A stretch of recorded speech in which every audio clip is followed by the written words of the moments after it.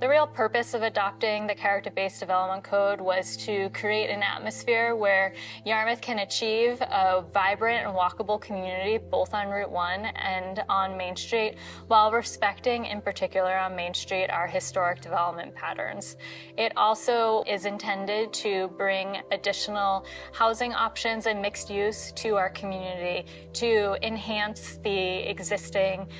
vibrant Main Street and our Route 1. Yarmouth has seen some successes from the implementation of the character-based development code, including the project at 350 Route 1, which is known as Yarmouth Commons, that took a very small and undeveloped site and transformed it into a mixed-use development of 3 commercial spaces and 18 apartments. There's also the Sweetster Village Apartments at 216 East Main Street, which is a 24-unit apartment complex, again, making use of undeveloped and not a super successful property. So moving to Main Street, we have the Shepley-Well townhouses that are across from North Yarmouth Academy. In this project, 2 old structures that were owned by North Yarmouth Academy that were used for office but were in pretty poor condition were transformed into 12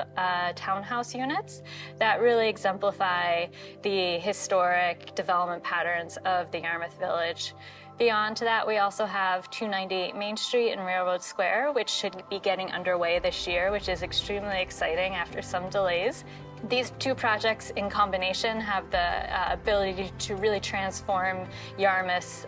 Main Street corridor into a spectacular new neighborhood. And then the last project that I'll mention is not a housing project, but rather a commercial project, which couples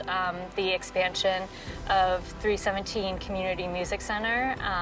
into a world-class facility while maintaining the existing historic structure that we have today on our Main Street. There was some pushback about the projects being too big or too close to the street, things like that, but ultimately the goal of the character-based development code is to create a vibrant, walkable community both on Main Street and on Route 1, but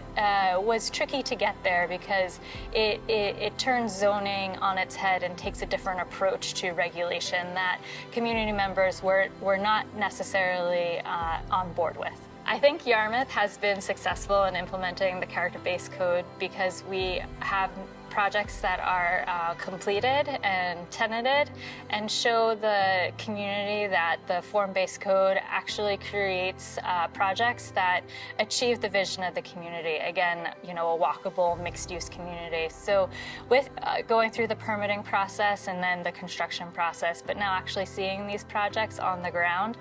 we have projects that are celebrated and are loved by the community.